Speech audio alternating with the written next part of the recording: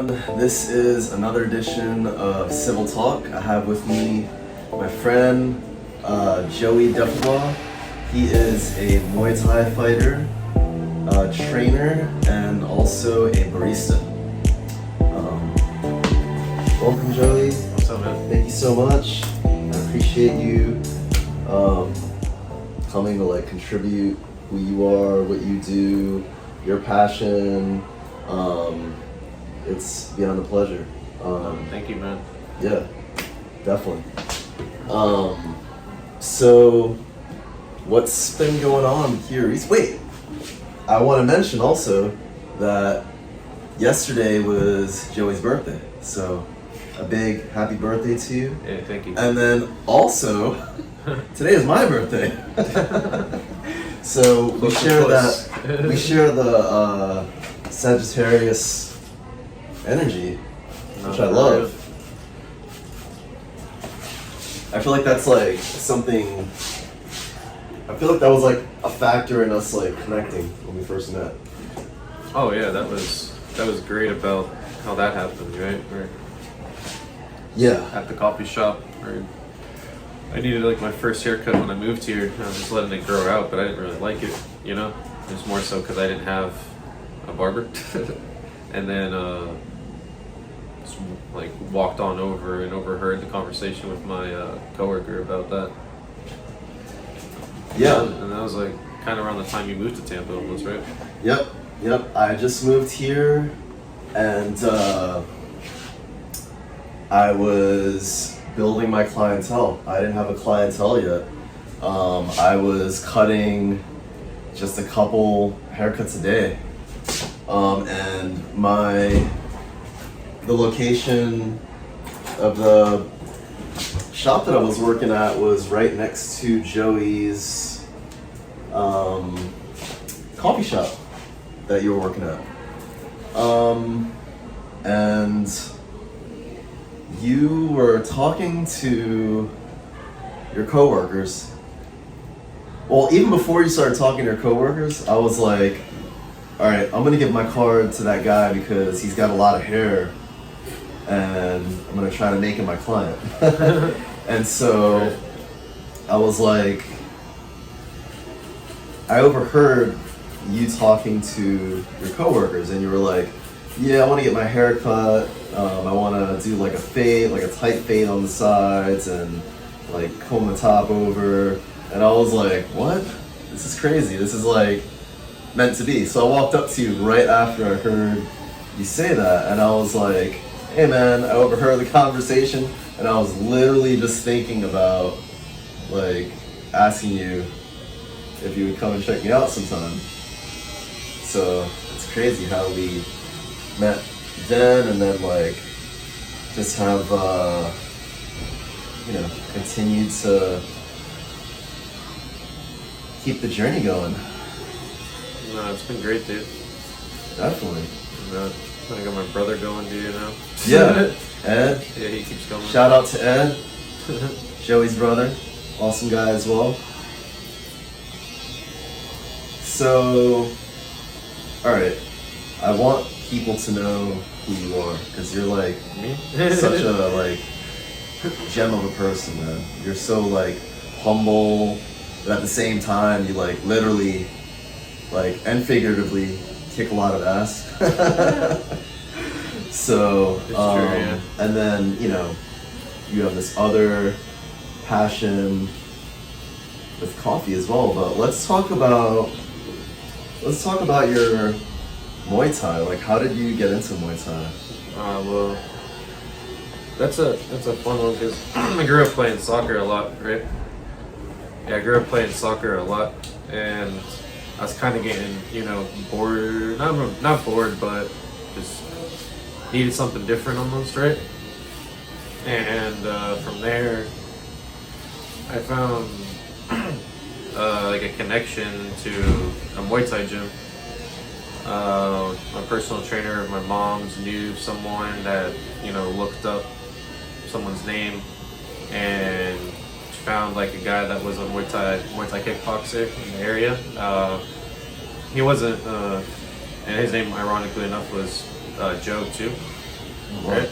So that helped out, and then from there I got into like the first like his coaches. You know, they moved into the area, and I started actually training like Muay Thai full time in high school at that point, and it was good because I was transitioning away from playing, you know, soccer a lot full time. So I think it just worked out, and from there I've been training for about 12 years now. Had my first fight like at 17, so just like right after I started training. Wow. About like within a year. So that was pretty cool. So how old were you when you discovered it? 16, like 16, 17, around that point. Like close to my birthday, so around the fall time. And it was, you had your first fight when you were 17? Yeah. So like right when you started training, basically? Like I would say 8-9 months after. Wow. Yeah. What like, so I want to get more into like, you know, your discovery of it. So like you said that you were bored with soccer, like you wanted something different? Just different, not really bored, just kind of like, you know, I was more of an aggressive soccer player, you know, I get yellow cards a lot. I like slide tackling, so I was trying to like make sure how I can do that without getting, you know, penalized. Yeah. And then from there, I think it was just natural that I needed to find something that was still like a team-oriented sport, but at the end, it's, you know, it's just up to you when you're in the ring, or for, you know, guys that do MMA and stuff, they're in a cage, you know, it comes down to like yourself and your own mistakes, versus like if you had like a teammate on the field or something that would miss the goal, you know, that's not really in your hands, right? So once I found something that became more personable, it was kind of great too at the same time, and it gets you in really good shape real fast, so it's like it's got benefits to it other than just the competition part. So it's like you were looking for you were looking for a challenge. Was that it? You were looking for like a challenge, and you were looking for like a different experience, something that kind of came more natural to like what you kind of like. You said that you were like very physical. Yeah, just how I felt like naturally, right? Mm-hmm. And it kind of helped with all that. And it didn't, it didn't come natural at first per se, but it felt like right, you know, and kind of addicting. So I kept going back to it and back to it,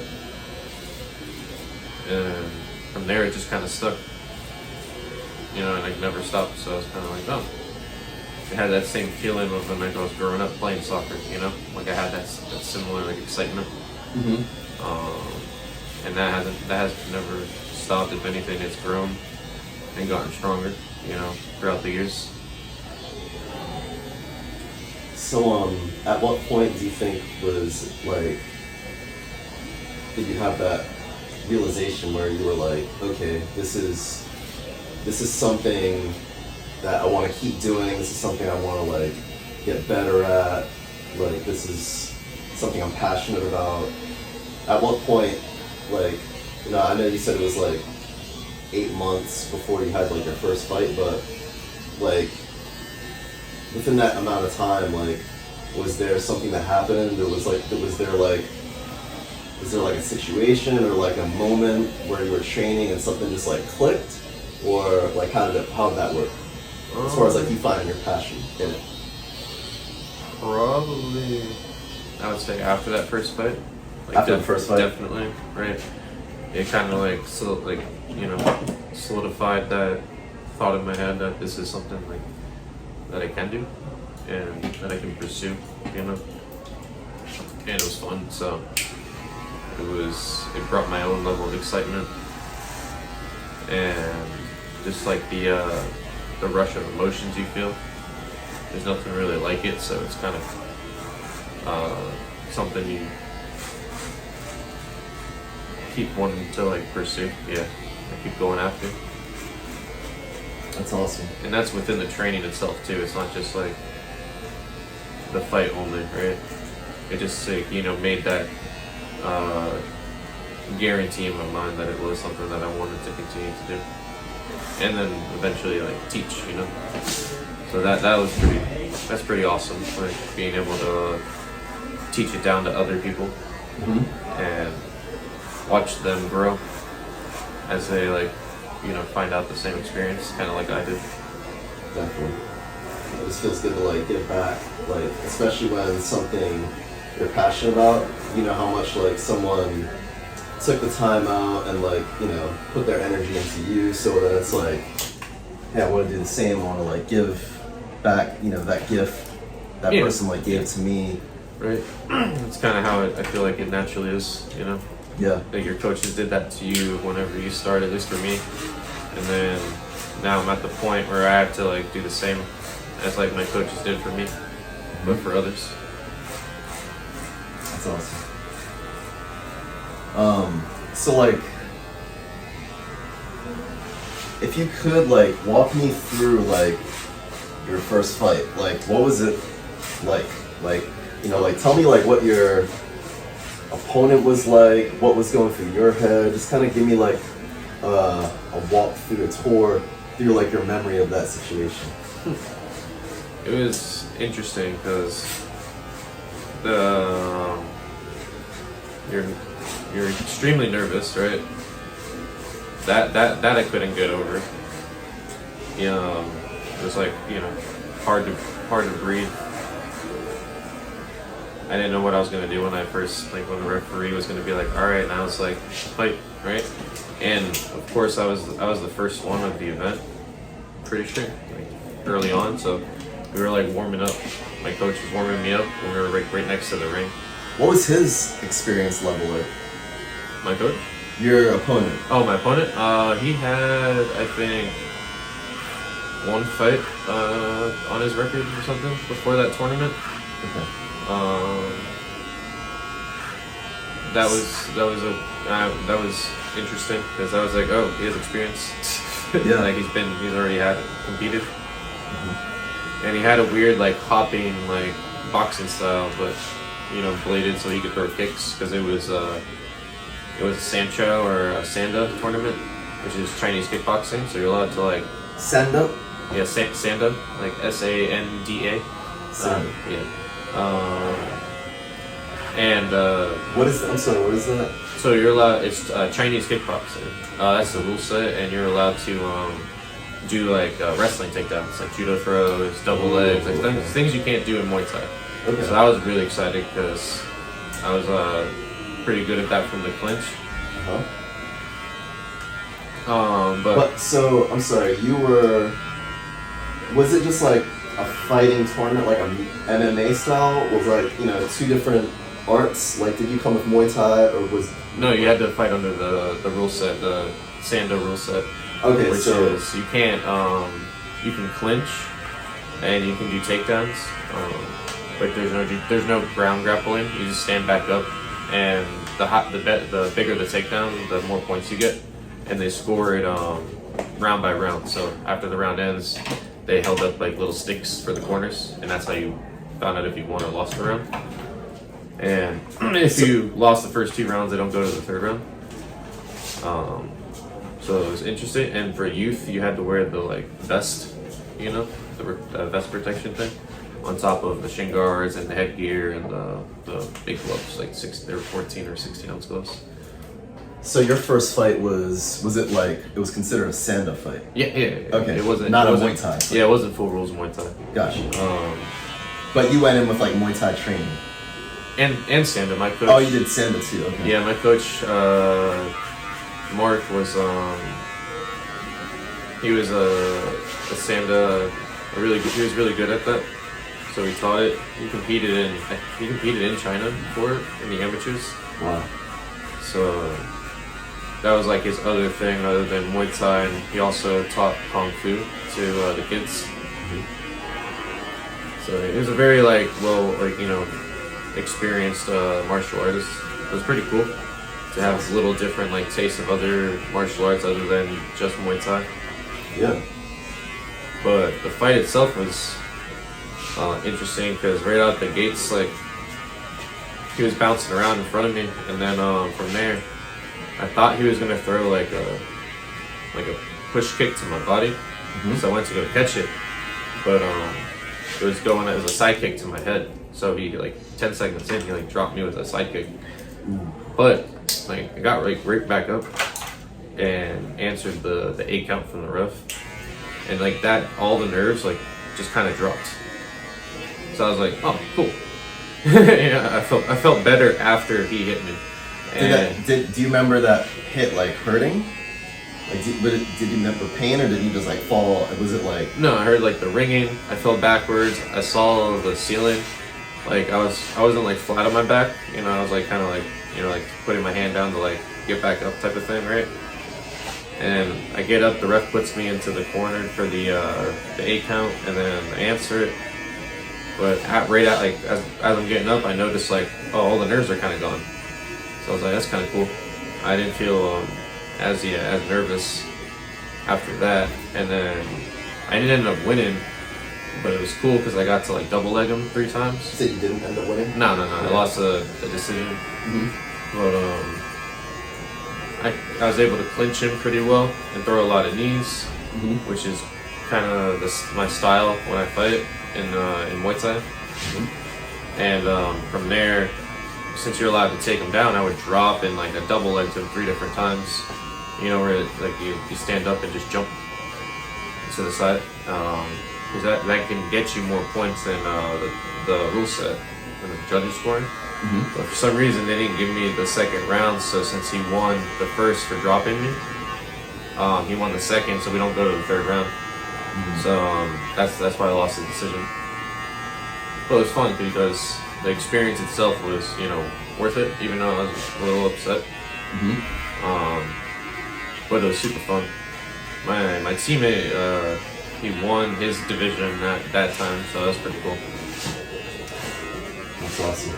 So it wasn't, you know, it's like it goes back to like it is individual, but it's also a team sport because you have your friends compete, and from there, even though you might be upset that you lost, you know, you have maybe one of your buddies is on the same card or in the same tournament and they win. So I think that was the most fun about that experience. That's awesome that although you didn't win, you took it as a learning experience, and you know your passion grew from there. So like, you know, how did that drive you to like your next fight? Like how did that like fuel your passion for the next fight? And that was more so I just wanted to get better. I started not just doing Muay Thai, but I also started doing a little bit of like wrestling, jiu-jitsu, submission wrestling, a lot of like no-gi stuff. Like no-gi, like jiu-jitsu has like they wear the kimono, and then there's like no-gi jiu-jitsu. So there's 2 different like types. Yeah. I didn't really do a lot of it with the gi, so I know more so for like MMA. Yeah. And that's more like kind of like a realistic, like, you know, because like you don't have gis like in, I guess like in the ring for like MMA. Yeah, the it's intention. Like a different arena, I guess. Yeah, since that was my intention, I didn't really had a need to train it, even though I still kind of want to at some point. But that was my focus for a while, and I didn't end up fighting again until like years later. How many years? I think like after that I was 20, 24, 23 when I had my next couple fights, and then it progressed from there. Once I moved to Tampa, I had a lot more. So early on I wasn't fighting at all, like that much. That's interesting. So for how many years was it? You took It was like 17 going on like 18. I was from there was my first fight, and then my next one wasn't until I was like I think 23, 24. Yeah. Wow. So you took those years. So was it like when you took those years off? I mean, it wasn't my intention, I would say. I was trying to get an MMA fight for the longest time.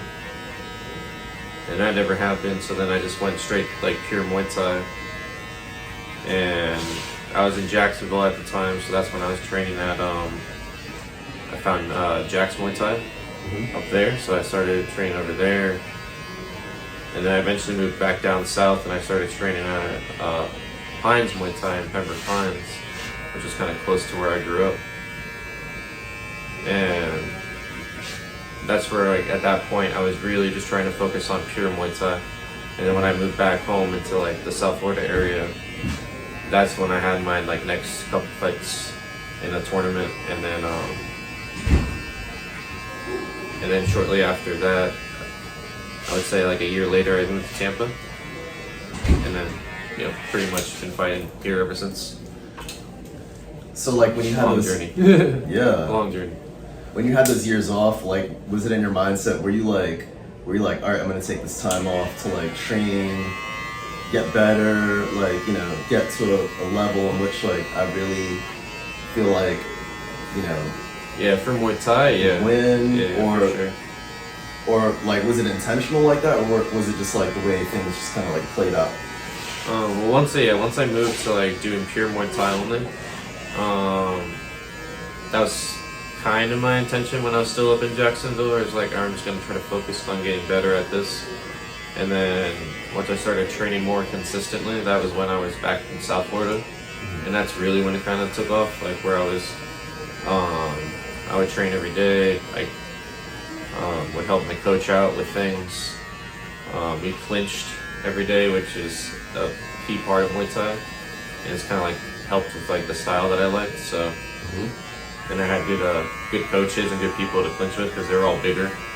So I had to get used to that. You know, you can't really muscle them. You know, so you have to rely on only technique. Wow. And then then I moved to Tampa, and then I met you pretty much after I got working at that caffeine place. And all around that same time is when I had my first fight with Tampa Muay Thai. So that's like when October. so when I met you, that was around the time when you just got back into play. Like consistently, and that was like October, I think. Yeah, when I was fighting more consistently in October 2019. Yeah. Whoa, I didn't know that. That's awesome. That is awesome. Yeah, it went from like I had 3 in like however many years, and then I went from that and had pretty much almost 8 more in the span of 2.5 years. Wow. 2 years, yeah. So increasing the amount, you know, as much I want to fight as frequently as I can, you know. At least try to. So your trainer during that whole time, was it still Joe? No. He was just the first guy that I met that showed me Muay Thai. Okay. Yeah. Are you still in contact with him today? Oh yeah. I think earlier this year, he was like in the area, like St. Pete area, like visiting, and he stopped by the gym to train like randomly. So I was like, I came in on a it was on a Saturday, and it's like you know, he was literally standing right there in the door talking to this other coach at Tampa Muay Thai, named Alex, because they all knew each other from back in the day. And it's like, you know, you wake up and it's like, you know, right as I'm opening the gym door, I'm like, there's the guy who showed me Muay Thai. I'm like, yo. And I was like telling people about it. I'm like, yo, this guy showed me this actual like art itself, and now he's at the gym visiting where I now like teach at, you know. So that was like one of those full circle moments for me, at least. That's awesome.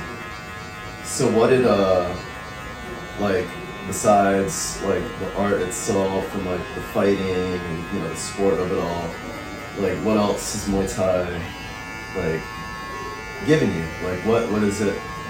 Friends. How is it like enriched your life? Friends, a big giant family, you know. Ooh, I love that. Yeah, that's what it's mainly been most of the time, you know. I really love that. You know why? because I feel like through barbering, I've met so many people, like so many great people, as yourself, as Ed, and like other clients of mine. And I never really, like, you know, I think about how amazing all my clients are. That's the main reason I'm doing this show now. But like, I never really thought of like the trade, learning the trade itself as like, you know, like I think of like things that I've learned in life, like, you know, I've learned like patience, I've learned discipline through barbering, but then like, you know, I never thought like, oh, barbering has blessed me with people, and it definitely has. So, but yeah, I feel the same way, dude. That's I awesome. think it's how it's been for me for that. I love that. And working at like coffee shops and being at gyms for so long, you meet so many interesting people over the years. Mm-hmm. You build like, you can, it's a nice way to build a network almost, right? Definitely. And then also you get Naturally. Yeah, naturally, right? You just meet good people that randomly walk in, whether it's serving them coffee or whether it was in the gyms training their first day. So it's pretty cool. That's awesome. And it's a real small world, right? It's like, Yeah, I feel like every industry, like, you have, you know, you can literally like count the people that are like, you know, that are like in that industry, like, you know, being that it's like a small world, like, you know, you're like 1 degree of separation from like someone that's like big in the industry. pretty much, right? Yeah, it's like not too far off. Yeah. So people, like connecting with people, and what else? Like, what's another way that like Muay Thai is like enriched your life? It's definitely made it more at peace, like that's what fighting and Muay Thai has done in total. Like I don't feel. That's totally ironic. Yeah, I don't. Fighting is giving me peace because you think of fighting as like a chaotic thing. Oh yeah, it's definitely chaotic, right? But that's, I think, what makes it great, at least for me. Yeah. And the martial art itself, like, definitely found, it's taught me just like a lot about life, how to deal with things, right? Like how? Just not to like stress about a lot, Like, I feel like there's a lot of things that people like will overthink and stress about, and it's made it a lot easier to make natural decisions and not get too filled with anxiety over like how am I gonna do this or fix this, or just made it more, the mind, I think, more calm. Be like more in the moment, be more present. Yeah, exactly. That's perfect, right? It's like be more present. Yeah, because how long is a fight? In time, really not that long, right? It's like, especially an amateur fighter, we fight 2-minute rounds, and for non-title fights it's three rounds, and for a title fight it's 5 rounds. So we're either fighting for 6 minutes or 10 minutes. Like, that's it. But it probably feels like forever. Yeah, no, the time itself while you're in there is like such a long moment. So you have to learn to like kind of like milk those moments. I'm sure. Oh yeah, really be like, like you really be in that moment as much as possible. Really just to take it all in, right? It's like, that's kind of like the goal, I feel like. Yeah. That's awesome. I love that.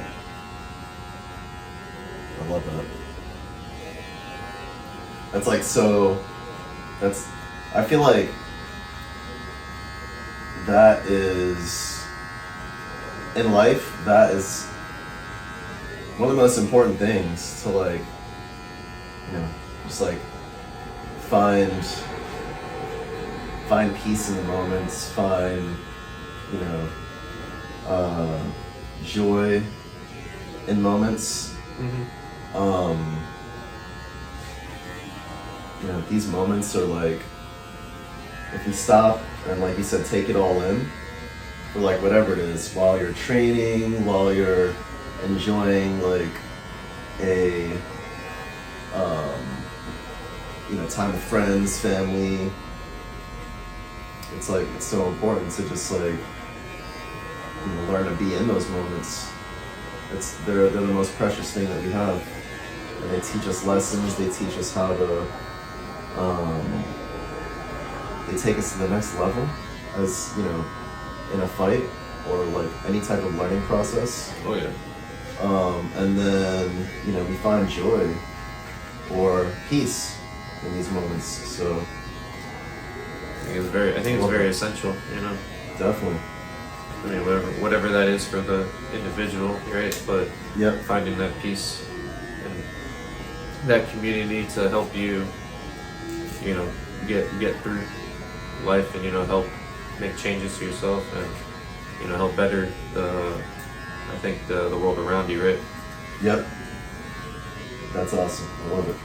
Tell me about, like, so you said help the world around you. Like, tell me about, like, with your training, like how, I know there's gotta be like, a mission, like kind of like a personal mission that you have behind, training people. Like, you tell me, like, your thoughts on that, or like your philosophy on like, training people and just kind of like, contributing what to like help enrich their life the way it has for you. Yeah, I think that's just, showing as many people kind of what Muay Thai has done for me and seeing what it could do for them, right? Like, not trying to, hyper sell it in the face type of thing. Like, I'm not going around like crazy, saying you have to do this or else, right? But, getting that ability to teach new people and to teach kids too. It's like to see how it helps their lives, Mm-hmm. It's pretty interesting, when someone finally gets a combination right, or they're working on their kick and they finally start rotating or doing the right thing, consistently, and just like that level of just minor success, changes, I feel like, a lot in a person. It really helps you get, happier. Yeah. And seeing that in people as they get take their first fight, have that experience, or if they like level up and start sparring, or if they get their belt rank in jiu-jitsu, it's good to see their happiness, right? Mm-hmm. So I think that's the overarching like mission, It's like, is it to share with how I've interpreted that? Do you mean like giving, like helping someone find their own sense of like peace, their own sense of joy through fighting? Yeah. Or through Muay Thai training? Yeah, through I would say through martial arts specifically. Mm-hmm. It doesn't just have to be just Muay Thai, but Mm-hmm. there's other ones out there that do the same thing. Mm-hmm. So just seeing that joy of that person when they find it, it's pretty cool. Seeing how it affects their life outside of the gym.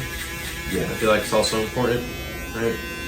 definitely. I feel like you talk to like for kids, it's like it helps bring them another level of focus. So, which I think is essential for when you're young, because you're not focusing. You're focusing on too much or nothing at all, right? Yeah, there's so much to focus on when you're a kid. You're learning so much. Yeah. So I think it helps with that. And discipline, you can't beat it. So it's like, I think it's just so essential. Mm-hmm.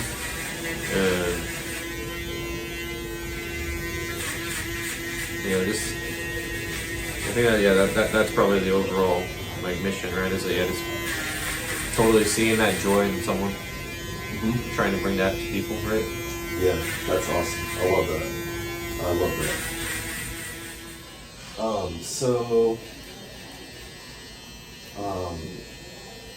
there's the Muay Thai Joey, but let's talk about the coffee Joey. Oh yeah. So like, Well, that you know, why coffee? Like, how did that happen in your life? well, that definitely came about because I needed to pay bills. Yeah. Right up when I was living in Jacksonville. Mhm. So from there, I was like walking around the beaches area. I was already applying like places online, and nothing was really popping up. And it was passing this new place that was about to open up called Southern Grounds. And I'm like, alright, just email them real quick because it was attached to the door. Email my resume, and then literally as we were driving back to the apartment, my emails, I got a notification that I got a new one like 20 minutes after I got a response to come in for an interview. So that was pretty cool. And then I got the job to start with the opening team for the cafe. So from like that point on, I just kind of stayed in coffee shops. But it was really at first because I needed to like make money to pay for my gym fees, my rent for my apartment, the electric bill, you know, all the fun stuff, right? Yeah. And then from there, just kind of got passionate about it a little bit. Nothing crazy. Like I don't roast coffee. I don't I wouldn't say I don't make it regularly myself. I will sometimes, but I like going to coffee shops now that I've kind of become a trainer full time. Mm-hmm. And yeah, for about 7 years, I was doing that as like my main job, and it was nice because I became good at it and it was fun. 7 years? Yeah, I think it was like the total amount that I was working in coffee shops, like 7 years. Wow. And then I just stopped, like pretty much a few months ago. Oh, I didn't know. Yeah, like actually working in coffee shops. Like now I'm just trying to be a trainer full time. Cool, that's awesome. Yeah, it's hard for me to kind of have free time to work at a coffee shop, you know? Mm-hmm. Most of my free time it's like either trying to make food or sleep. So I'm not really, and which is good because I'm starting to get enough clients like myself where I'm not needing a second job at the moment, which is nice. That's awesome. Yeah. That is awesome. Yeah, that's been like the main goal since becoming an instructor, right? Is like I want to make this like my primary, like, you know, living so as best I can. But yeah, coffee. I don't know, man. Like at first, I definitely wasn't a coffee person. I would say like in life, you know, I didn't like the taste for sure. Mm-hmm. One of my ex-girlfriends got me into liking coffee, so that's really, it just took forever. And I like really sugary drinks at first, right? Like as much as possible, and then over time, it's like cliche, but as you start tasting like good quality coffee, you know, by itself, and someone makes you like a pour over where you have cold brew and you really get to like taste the flavors of the coffee. I finally started like actually like enjoying the taste of the different roasts people would make, especially local roasters. Because at first at Southern Grounds, I would say we sourced with Intelligentsia, which is they're like a big American company, not like bad in a bad way, but just they have a roaster in like New York, they have a roaster in Chicago, they have a roaster in California, so they're like everywhere, right? You went to those places? No. These are the roaster locations for this company that we use for Southern Grounds. Okay, gotcha. And they had good coffee, but once I started working at places that would get local roasters to make their coffee, it really changed like how I could, you know, how I liked it, I would say. I started getting a better liking for, you know, coffee just itself once I started getting more local roasted coffee. Cool. So coffee is like, you know, was the way that you were paying your bills to, you know, just live while you're working up to becoming like a full-time Muay Thai trainer. Yeah, pretty much. I was still like, you know, tossing around the idea of staying in school, and then once I realized that I didn't want to, I stopped, and then I started doing coffee full time to pay for my bills, and then from there, eventually I was just like, at some point I will become a trainer, you know? Mm-hmm. At some point I'll start making like my return, right? Yeah. On all these years, and it's just now starting to turn around in a good way. That is awesome. Yeah, I'm happy that you were able to do that. That you know, like I was gonna ask also, like how has like working in the coffee industry, like how was that? Has that played any like role in your Muay Thai lifestyle as well? I think not in like probably not in training, but in life, I would say. Mm-hmm. You get like certain good random life skills when you work in service, I feel like. Yeah, definitely. You have the ability, especially if you work well enough, a good ability to like work with others, right? Deal with high stress, especially at a coffee shop. I feel like that's really high stress. You know, everyone comes in at some point and you're like making 100 plus coffees an hour. It's gonna get to you. You have to like kind of stay calm and just keep like making the drinks. So I feel like it helps with that. Helps you stay a little organized. I feel like you have to be cleaner, right? Because your workplace is kind of messy. It's kind of makes it uncomfortable. I feel like it's stressful. So you get a better like understanding of doing that. So I feel like just random like good life skills come out of working in hospitality. I like that. So it's definitely helped in that sense. But yeah, they both like help, you know, in different ways. You know. I love that. Like my other passion in life is music, as I've shared with you before, and for me, I've had like some crossover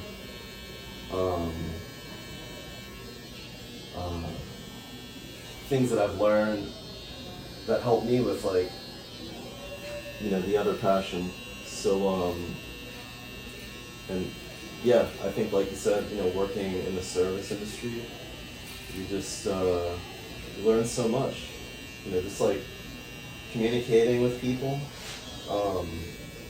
Man, I've learned so much about communicating with people and this. Oh yeah, industry. 100%. Communication has been I think a key thing that you get from working service, right? Yeah.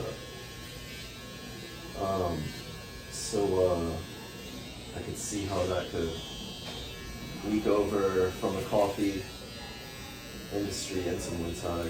You know, communicating with your students. You know, you also have to communicate. You know, you're teaching kids. You have to communicate with their parents. Yeah, definitely. I think in that light for sure. Yeah. You see a crossover because you have to talk different ways almost to everyone, right? Like I can't talk to a 6 or 8-year-old the same way, you know. Yeah. Talk to an adult when I'm explaining things, right?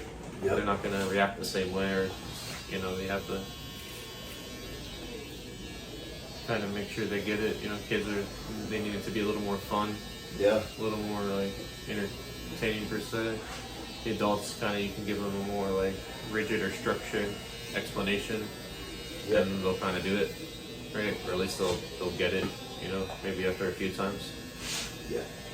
And I guess that's what makes the great difference between the two. It's like, you know, you see kids and they get things like that. You know, you just like, hey, do this, and then they'll mimic you, and they'll mimic you almost to like perfect, you know?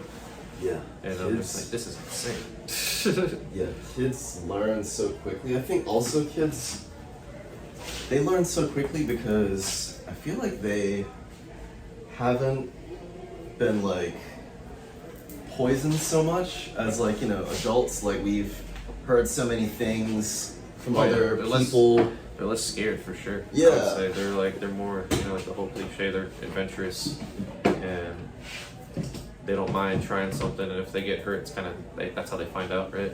Exactly. They just go for it. Yeah, and then it's like if they end up hurting themselves, it's like they might get upset, but overall they like, you know, I think it's like they more function on the trial and error, right? Yeah. Mindset. And then if they mess up, it's like, well, I'm probably not going to do that again. Like, you know, sticking your hand on the stovetop is. Yeah. Or they're like, you know, they might mess up and, you know, or, you know, say they might like, they might feel a feeling of failure, and, you know, they'll get right back up and go at it. Versus, I think most people, after a while, you know, as you get older, you know, we either have a choice to. I feel like you lean closer to giving up. You see that more in adults. Exactly. Than kids, like you're saying, like they'll be, if they didn't get the kick just right per se. I have these 3 like new ones, and like they're all brothers, and one of them, he'll just sit there on the bag like before and or after, and he's just trying to kick and kick just to get it down, right? Yeah. Or if he didn't get the combination exactly, you know, he'll do it like really slowly until he gets it just over and over again. So he just never gives up. Yep. Which I see you don't find too often in adults. Exactly. Kids, we have so much we can learn from them. We often think like, oh,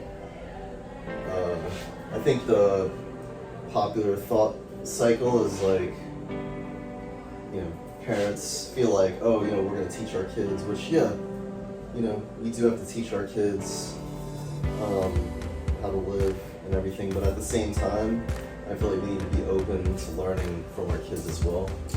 Oh yeah, they'll teach you a lot, dude. Yeah. Randomly. Exactly. Like, not just, I think there's an innocence about life you can take from a kid. Yep. Yep. Alright, well, I think that about ends it for this edition of Civil Talk. Thank you, Joey, so much, bro. Yes, sir. Appreciate you always.